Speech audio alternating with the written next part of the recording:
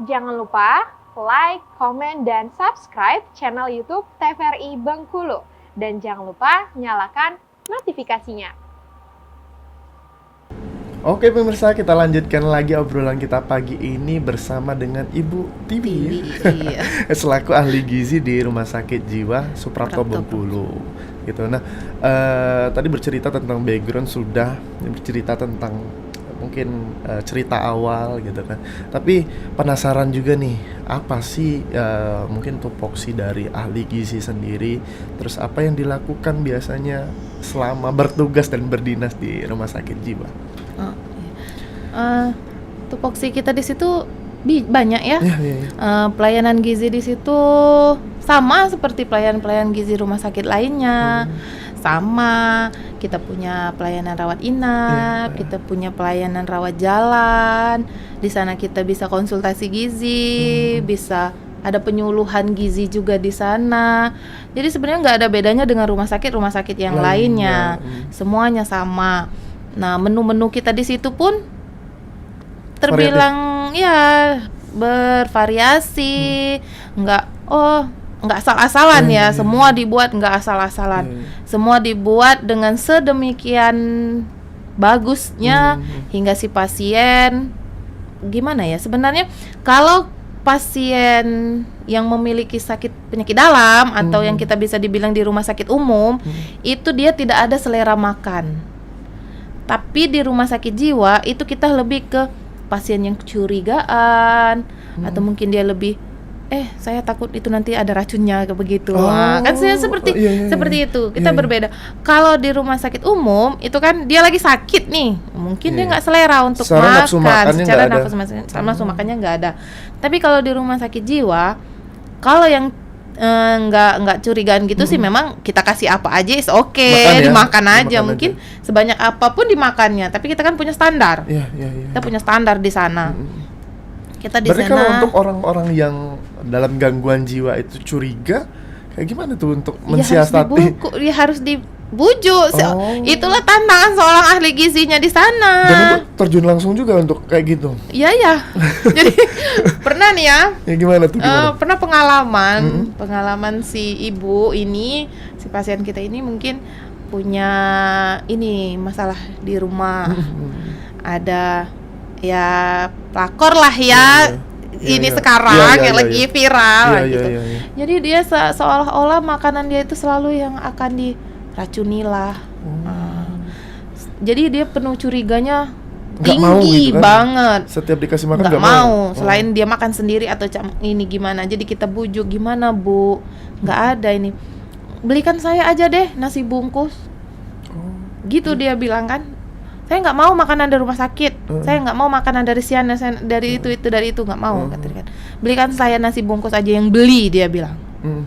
Ya akhirnya muter otak sih ini. Ya sudah, pulang ke instalasi, kita bungkus gimana bagusnya dari rumah makan Padang. Itu salah satunya kan. Ya udah kita bungkus. Kayak persis seperti nasi bungkus rumah makan Padang, supaya si pasien mau makan. Berarti harus gitu. Ekstra juga ya, gitu. Maksudnya ya dengan berbagai variatifnya pasien mintanya kayak gimana gitu kan, dan itu juga tugas ibu juga untuk memenuhi nutrisi mereka. Iya. Ya gitu. Jadi kami di rumah sakit jiwa itu satu ruangan, itu satu ahli gizi. Satu ruangan. Ada berapa banyak ruangan di RSJ? 8 ruangan. Kita punya 8 ruangan. Itu rawat inap ya. Rawat inap. Yang rawat jalan kita punya lagi. Di rawat inap itu satu ruangan satu ahli gizi. Artinya dari berapa pasiennya ada 20, pasiennya 30 paling banyak satu ruangan. Itu satu ahli gizi. Jadi dia tahu, si bapak ini alergi ini. Si bapak ini nih nggak mau makan ini. Jadi ahli gizi memang harus tahu itu. Jadi kondisi bagaimana pasien dia gitu ya. Dan pasien kita berbeda dengan pasien normal. Di rumah sakit umum. Rumah sakit umum 3 hari 4 hari pulang. Alhamdulillah sehat kan. Kalau kami kan agak lama. Biasanya berapa lama tuh Bu? Kalau untuk proses pemulihan ya gitu kan. Dan ibu juga mendampingi juga selama mungkin mereka dirawat di sana kayak gitu. Beragam-ragam sih, bermacam-macam juga ya. sesuai mungkin badan atau ininya tingkat Iya. ini diagnosa Gangguan penyakitnya jiwanya ya? juga ya, Iya. diagnosa gimana. Tapi kalau ini palingnya lama 14 hari sampai dia ini juga. Sampai dia pulih lagi dia pulih. Dan pulihnya kan kita nggak bisa lepas dari obat ya. Iya, Kalau orang iya. yang seperti itu sebenarnya.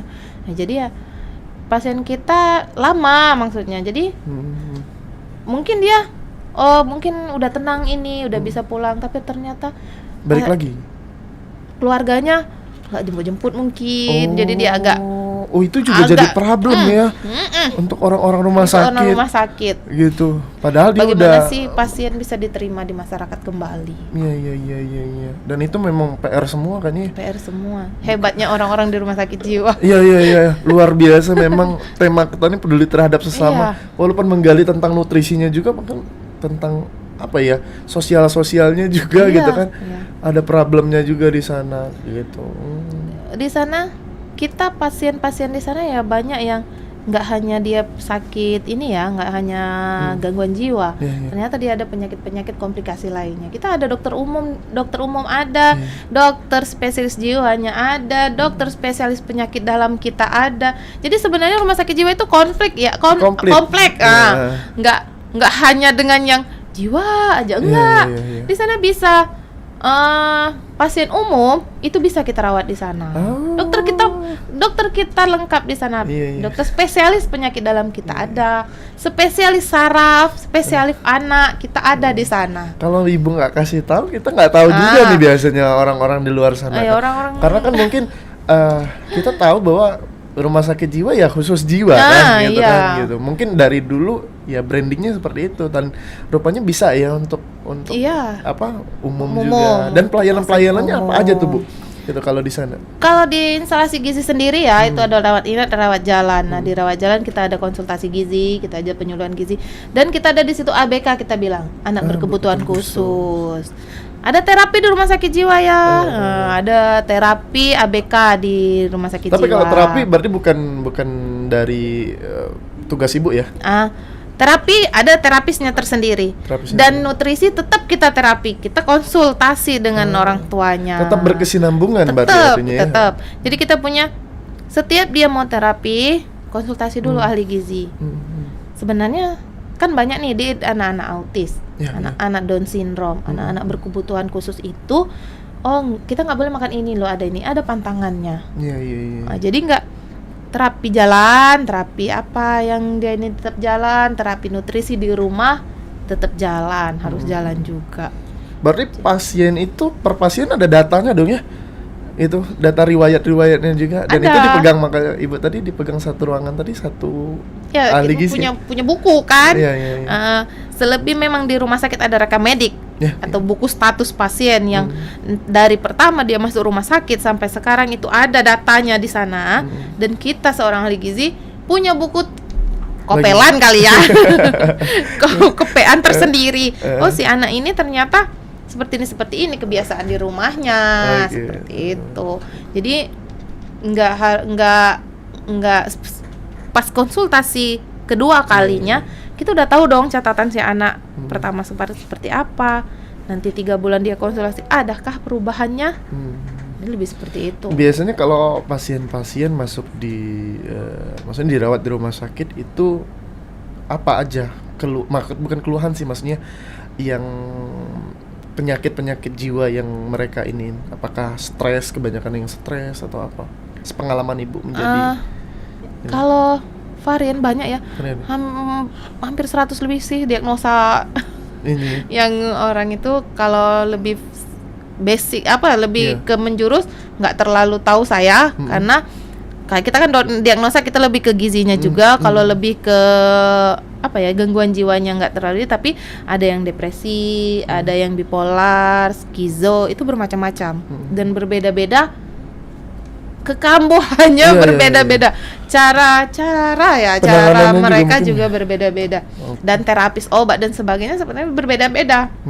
Tetapi kalau di terapi gizinya itu sama. Kita di rumah sakit jiwa itu punya sama seperti rumah sakit umum. Kita punya standar porsi, kita punya standar diet, kita punya standar bumbu, semua sama. Nah, dengan ODGJ ini kita ambil yang TKTP, dibilangnya diet TKTP. Apa Tinggi tuh? protein, Mm-mm. tinggi kalori. Oh, Seperti itu. iya, iya. Jadi di sana kalau nih kita mikir orang awam aja ya. Mm. Kalau seandainya perut kita kenyang, otomatis otak kita Normal tenang ya? juga. Nggak buas ya. Normal lah. Tapi Gitu, kalau kalau seandainya lapar tuh kita kan kadang suka lapar, marah ya, gitu ya. harusnya lurus, Iya. menceng, Iya, iya, karena benar-benar. si perut udah nggak terkondisi Iya, ya, seperti itu. Kita ambil ke sana. Tetapi tadi kan mereka mungkin ada riwayat penyakit yang lainnya. Jadi diimbangi dengan diet yang lainnya. Iya. Riwayat penyakit dia apa? Iya. Berarti itu. Oh, ternyata si Bapak dulu pernah mungkin jantung atau apa. Nah, itu kita modif lagi.